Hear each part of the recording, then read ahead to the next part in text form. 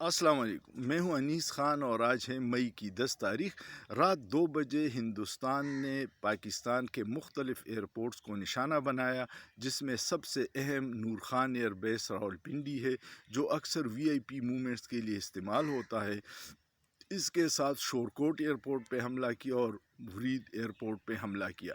पाकिस्तान ने जवाब में भरपूर जवाब दिया और पठानकोट एयरपोर्ट को निशाना बनाया, ऊधमपुर एयरपोर्ट को निशाना बनाया और आदमपुर में जो S-400 मिज़ाइल डिफेंस सिस्टम था उसको तबाह किया।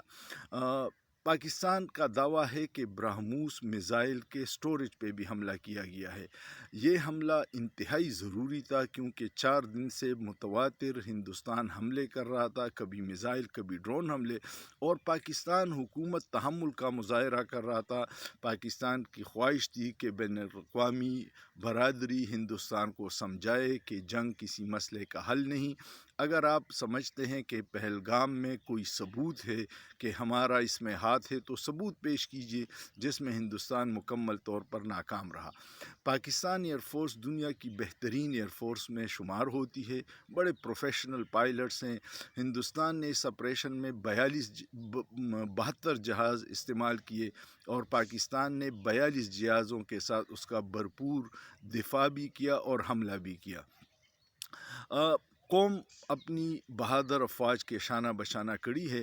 रात को जब नूर ख़ान एयरबेस पे हमला हुआ तो उसके इर्द गिर्द सारे लोग निकल आए।